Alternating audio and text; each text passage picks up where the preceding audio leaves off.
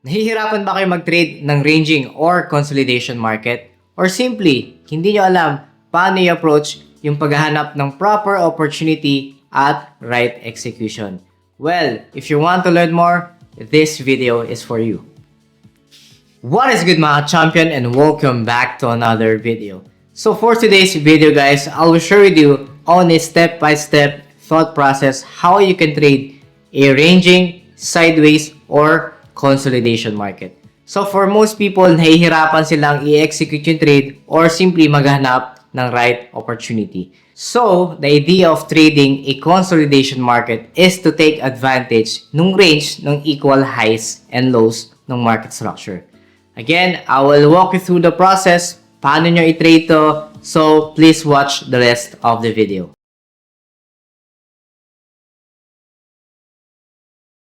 Again, if you want to be part of our global TFP VIP Champions community, you may want to check out my offered 3 programs. Again, this might be able to help you be better on your trading journey, lalo na kung nagsisimula ka pa lang. So for the option 1, this is the TFP Champion 90-day one-on-one mentorship program. So again, this is done via Zoom, and this is really catered for those zero knowledge, beginner, intermediate, up until to advanced. Inclusive nito yung main system or strategy na tinuturo ko lang exclusive for my VIP students, which is yung ating TFP Champion system. So, this is done twice per week session. Maganda rito, schedule is based on your convenience and availability. For the option 2, this is the TFP Champion Masterclass lessons.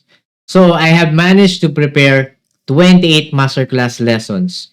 So, kung meron kayo struggle sa mga schedules nyo, paiba-iba, and that's the reason na hindi kayo makapag-avail ng one-on-one mentorship program, again, this is your chance, and I think this is the best option for you to learn at your own pace. Walang pressure, you can manage your own time.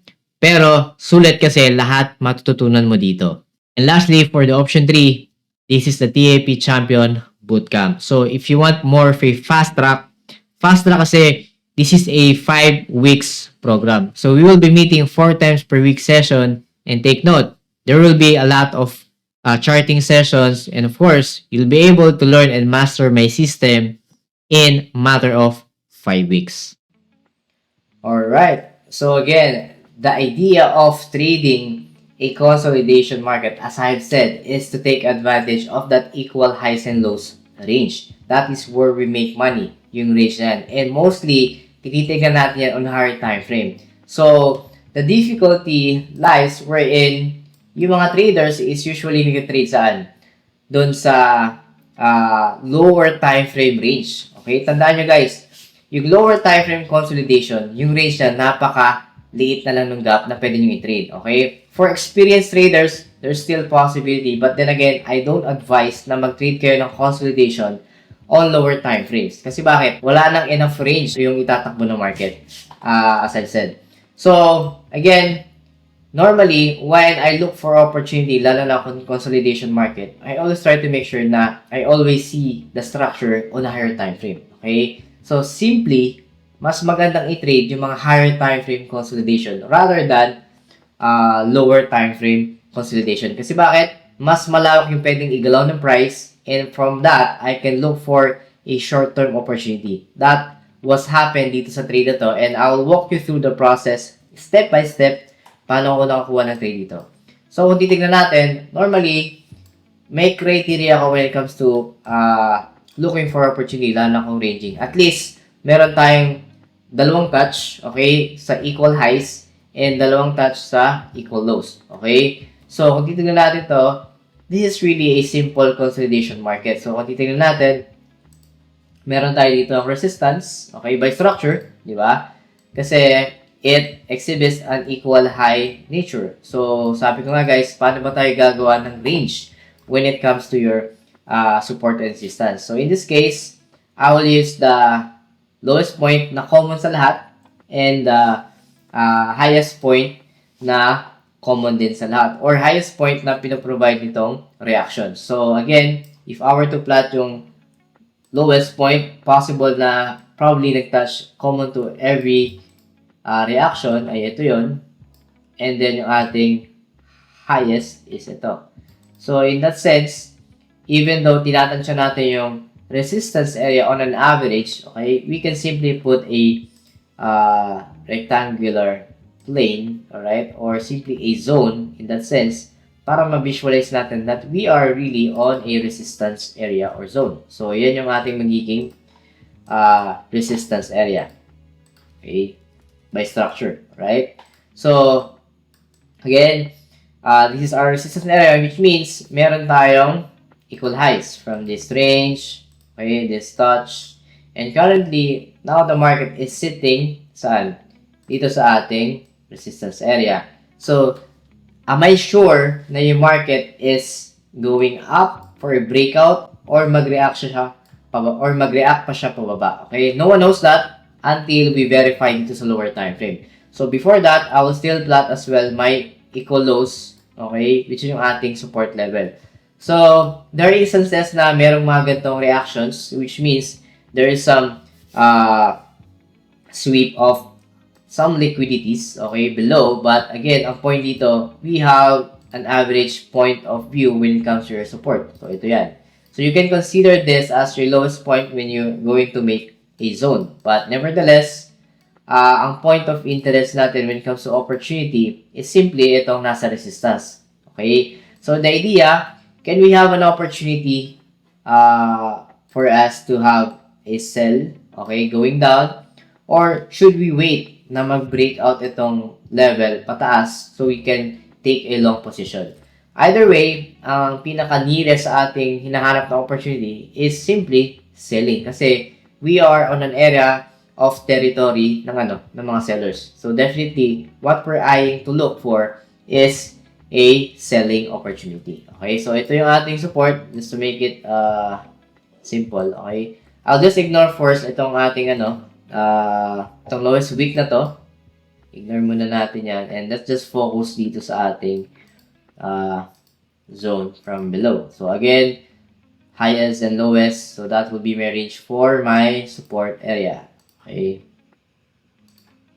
right, so this is going to be my support. So take note, I am on a daily time frame, which means I may need to look for short-term opportunity dito sa range or consolidation market na to. Okay, so the idea is to take advantage of this gap kasi diba, kung daily to daily to, we have a lot of space here that the market can move. Okay, rather than focusing tayo dun sa range or consolidation opportunity dun sa lower time frame kasi masyado nang maliit yung pwedeng igalaw na price. So, you can still have a consideration when it comes to time frames such as 4 hours, but again, it's better to start on a higher time frame for us to have a better look ng market structure, di ba? So again, market price now is at my resistance, which means I am eyeing for a short-term sell opportunity. Take note, short-term only, okay? I may swing this trade, but again, what I did before from this scenario was a short-term opportunity using a 1:3 risk-reward ratio pagdating sa take profit. Okay? So, paano ang discarte natin dito? Okay? We can see from the past few days, okay, couple of days na meron tayong bullish candlesticks. Okay? Ibig sabihin yan, there is momentum ng buyers. So, in order for me to sell, I have to make sure na at least, okay, I have to wait na merong break of momentum pagdating sa recent candlesticks. So, di ba, kaya sabi ko, I always mark my equal highs and lows, okay, or mark my previous daily high and low, so which is ito, di ba, pwede natin consider yan, and ito ang ating low, okay, so let's just mark this in near accuracy, isin lang natin, no, para hindi tayo mamali, and yan, right. So, I already have my previous daily high. Okay, take note. And previous daily low. So, in order for me to decide for a sell, I must have to wait. Okay, I must have to wait to break through this previous low. Kasi bakit? I have to break a momentum of buyers given this bullish candlestick. So, definitely, I have to wait for another candle. So take note that during that time I was trading this is meron ng candlestick dito kasi uh, this was a previous daily high and low, previous candle. So, obviously, ang nangyari, I waited for a day para lang malaman if may significance ba na mag-sell or not. Okay? Otherwise, plain. Okay? I have to wait more and wait for a breakout for either a buying opportunity. So, what I did simply is to wait. Okay? So, nangyari. Okay? So, if titignan natin yung closing price, okay, nandito niya siya sa beyond ng ating previous low, okay, ng ating daily. So, obviously, we have a break of momentum from this previous daily candle. So, in a sense, anong gagawin ko? Can I sell now sa structure ito? Obviously not, okay? That's why we have to look for in detail sa lower time frame natin. So, yung nangyayari dito, I have to look for dito sa lower time frame. So, I went down sa hourly. Kasi bakit? I was aiming for just a scalp opportunity or short-term opportunity. That's why I went straight sa 1 hour. And then, usually, kapag 1 hour yung aking next time frame, my execution time frame would be 5 minutes. So, I went down sa 1 hour to look for more structure to satisfy system rules. Okay? So, anong pinaprovide ngayon na information ng market? Take note that ito yung horizontal line as our previous daily low, di ba? So, markahan ko lang. So, yung ating previous daily low, ito yung ating previous daily high, alright, is now acting as a support and in future probably would be as a resistance once we have a confirmed reaction from this horizontal line. And as per our rule ng TFP water system as a sell, di ba? We must be below certain confluences areas, alright? So again, as a selling HPT entry or zone, di ba? We must be below horizontal support. We must be below, okay, trendline resistance, and we must be below a break of counter trendline support. So which means our area for HPT would be ito. Yung tinutumbok natin for HPT. So, hanggat maaari, we must be below in this confluences areas para mas high probable yung ating trade setup. Kasi, ang punto naman talaga ng TFP war system by using these lines or these confluences levels is maging high probable yung ating setup. Right? So, ngayon, ang tanong mo lagi, nasa na ba yung current price ko? Okay? Am I below these levels na sinasabi ko pertaining to our rules? So, I am now below horizontal what? Support. That's one. Okay? Second, if I were to mark the origin ng ating trend line, di ba? Meron tayo ditong reaction. And if I were to plot yung, kung makita nyo, di ba? May multiple reactions from the past, which means kaya siya naging horizontal support level from the past na ngayon will be acting as resistance. So, I can use that as anchor point initially, and then since equal low naman yan, I can use the last bullish candle reaction, which is itong may pin bar na yan. So, use that point as your reference for the trend line. Okay? So, which means, it is safe to say that I am now sitting below ng HPT zone as a selling. Kasi, ngayon, I will be waiting for any selling pressure candle. Kasi ngayon, bullish candle pa yan. I don't have any sense na mas bumaba pa for execution time frame. Kasi I want to wait for a shooting star or selling pressure candle para mas maging high probable. And that will be the anchor for my trendline resistance. Kasi ngayon, if I will use this as origin, I can use this definitely, but I want to make sure na magkaroon pa tayo ng pin bar or inverse hammer or shooting star para again, as a sell opportunity. Alright, so since selling to, I'll just change this to red. So, given that I am now within the HPT zone for selling, di ba? All I have to do is wait na mag-materialize yung next candlestick or kung ano man, I have to wait for inverse hammer or selling pressure candle. So, ano nangyari dito? Right.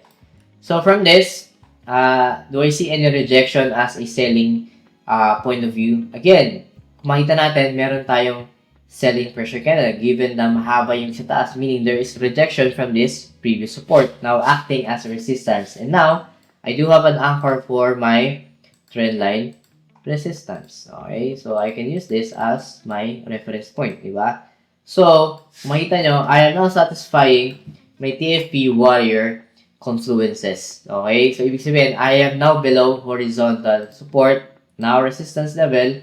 I have broke through this counter trendline support, and I am now below trendline resistance. So, which means this area na tinutumbok natin ngayon, which the current price is sitting in, is a high probable trade setup for a sell opportunity. So, since I am on a hourly time frame, okay, I want to make sure na I have broke through momentum ng same thing na ginawa natin sa higher time frame kanina na daily. Gusto ko, I want to break through this momentum ng buyers kasi we want a follow through, di ba? So, kailangan natin mabasag itong momentum ng last bullish candle para mag-make sense na we really want to sell. So, again, I can execute right away if gugustuhin ko as a swing, but again, I was just aiming for a short-term opportunity. Alright? So, again, same rules, same concept. Use this as my previous hourly low. Okay, that would be acting as a support na kailangan mabasag yan for me to verify na I'm really on a bearish run. Okay, and take advantage of that drop. Okay, so again, this is going to be my previous H1 low. Okay, so yan yung ating yan. So ngayon, ang gagawin ko? Now that I am now sitting at HPT zone, aware tayo dyan, I am on a high probability selling now. Okay, ang problema ko na lang is execution and entry. So, ibig sabihin, bababa ko ng mas lower time frame to verify that can this previous H1 low be broken. Okay, so I want to see more details sa 5 minutes. So, I went down sa 5 minutes. Okay, so tanggalin ko lang tong circle para avoid confusion. And kung makita nyo, now, we have more clear structure to follow the same rules na ina-apply natin mapa-higher or lower time frame. So now, we'll just following the same rules for our execution. Okay? So, provided na yung red zone is H1 HPT, I want to align with that and in harmony with my 5-minute execution time frame. So again, I use this anchor point as my isin natin yan. So, the goal is, alam nyo na, I must be below horizontal support, will be acting as future resistance. I must be below this counter trend support, which now hindi pa rin naman nababasag. And I must be below a trend resistance. So, ideally, we're already below trend resistance. So, but if ever magkaroon pa ng another formation from this perspective, then it will be better para mas high probable pa yung ating entry. But, again, at least to confluence, enough na to for me to verify that I am now can trade and execute on a high probability selling execution. Alright? So, makita nyo, kung ano yung ginawa ko kanina sa H1, yun yung gagawin ko sa execution time, which is 5 minutes, para, again, mas maganda yung ating pasok and mas convincing in terms of high probability. So, again, ito yung ating 5 minutes. Diba? Yan. Kasi ito yung ating H1. So, again, at this point, we don't have any satisfaction of rules yet. Okay, we have to satisfy the rules. We have to follow our rules, di ba? So, syempre, we have to wait. Okay, 10% execution, 90% waiting. That is what I am following diligently pagdating sa execution. So, quality setup, okay, is always a priority more than assumption. Hindi tayo pwede mag-assume na even though nasa HPT zone na tayo sell, okay, we don't want to be that aggressive para i-assume natin na mangyayari agad yon. Again, validation is key, confirmation is key, right? Lalo na sa execution time frame. So, the market consolidated for quite some time, but again, I do understand na kasi meron pang momentum yung buyer. So, that's why we have to break through this trendline support. Yun yung idea, kaya binabasag natin yun. Right? So, ano nangyari dito? Alright. So, now that we have broke through this two confluences, ito yun, and dito, okay, all we have to do is wait for a pullback, di ba? Mas gusto natin mag-sell when we are at a resistance. So, get maaari, we wait for the pullback for us to be convinced. Okay, so I waited for the pullback that time when I was trading this. Okay, so this is the thought process on how I trade. I'm just doing the same thing all over again using the TFP Warrior system rules, di ba? Alam na yun ng mga avid followers and subscribers ko how I trade and how I use these basic concepts to my advantage, okay? So take note, even though we have the separate TFP champion system, this was my bread and butter, how I trade and how I made money from these simple concepts. And that is what I'm sharing with you guys. Okay, so dito pa lang, pwede na kayo kumita. So again, if you really want to get serious, as I've said, you may want to join our 90-day one-on-one mentorship program. So again, we have to wait and wait for a shooting star or a selling pressure candle in that sense. Okay? So, we have to react dito sa ating, di ba? Naalala nito, I will just mark this as kapalan natin and make it blue. Okay? Ito yung previous hourly low natin. Okay? So, ibig sabihin yan, hanggat maaari, since now acting in future as resistance, mas maganda mag-react yan yung market. And, take note, we are aligned with the hourly trend resistance kung i-extend ko to, di ba? Yan. Ay, sorry. Okay. So, we have to wait. I've waited for several hours because of this. But then again, quality setup is always worth it more than anything else. Okay? So, doesn't have to be volume-wise when it comes to trading. Hindi naman ito paramihan ng trade. It's all about having quality trade lagi. So, we need to have a reaction.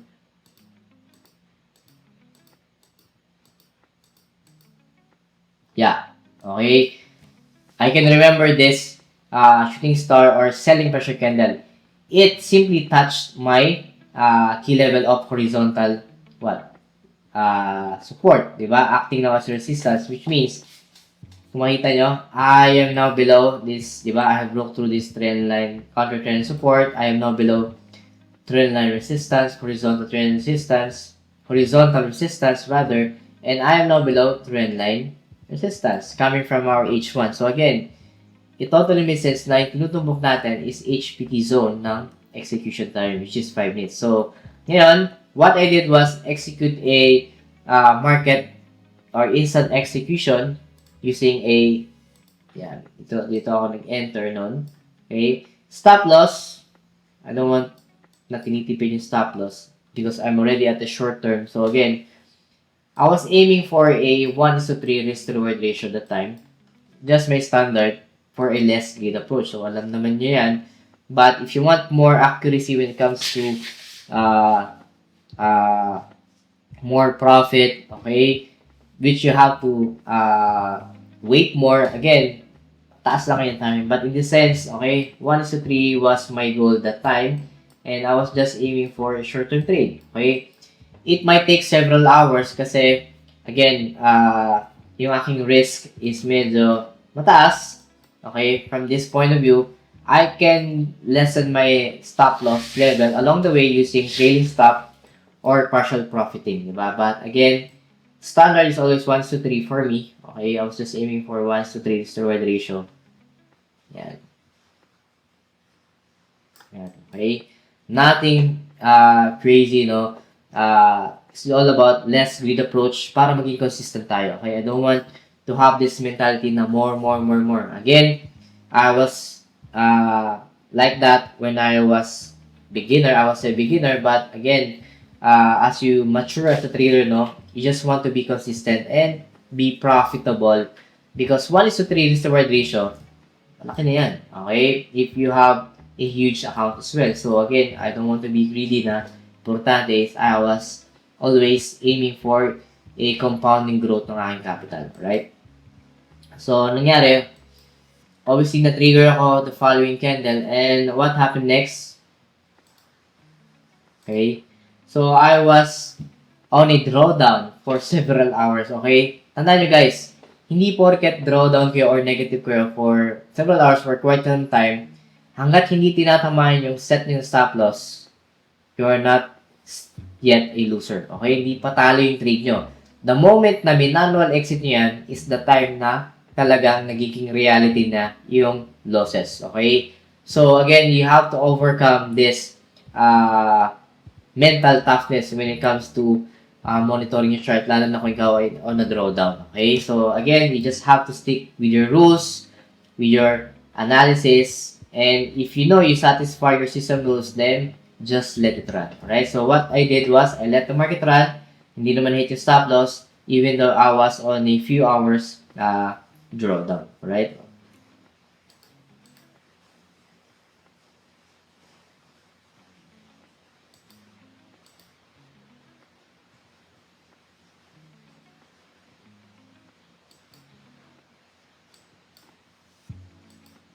Alright, so tingnan natin, consolidated for quite a bit, but again, I took profit from this around same level, around yan, 0.66582. But again, ang point dito is not just the profit, but yung process on how I managed to take this trade or took this trade from a range or consolidation. Alright, so again, I already have took profit from this trade.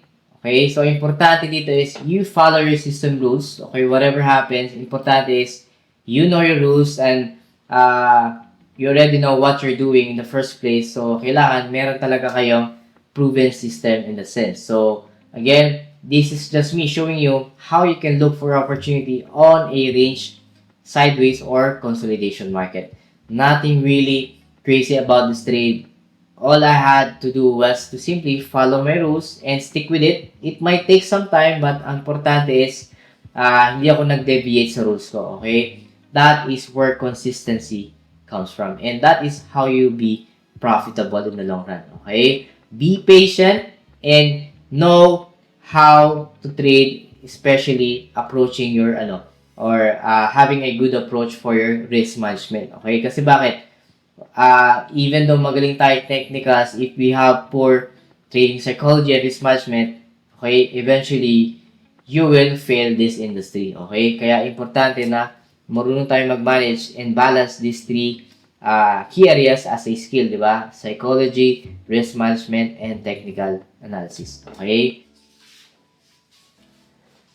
So I hope may natutunan naman kayo guys when it comes to this trading opportunity and how you trade market consolidation.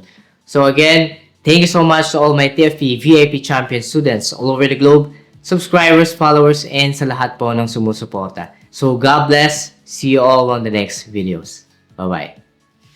Alright guys, so I just want to inform and announce that our TFE VIP Champion Student private Discord community is already up. And yeah, here we have several channels wherein we share our technical trading ideas among each other. And of course, we also have our weekly trade ideas para sa ating mga weekly forecast para sa mga currency pairs and some announcement section. And of course, since tayo ay global, of course, we have other students as well na galing sa mga ibang bansa overseas. So, we introduce ourselves and introduce kung saan tayo galing, sa bansa tayo ngayon, OFW man o hindi. But nevertheless, this is a healthy community para mag-share ng mga trading ideas para sa inyo guys. And hopefully, I will be putting up a server publicly para sa mga baguhan naman and those mga followers and subscribers natin. Alright? So yeah, this is just a minor announcement and hopefully guys, you can join us and make this community grow lalo na sa ating mga estudyante nag-aaral. Alright guys, so mga baguhan pa lang. But nevertheless, everyone here wants to learn, wants to make profit from the market. But as much as possible, we're all equal in the eyes of the market. Alright guys, so that would be it. So yun lang and thank you very much. Right, bye-bye.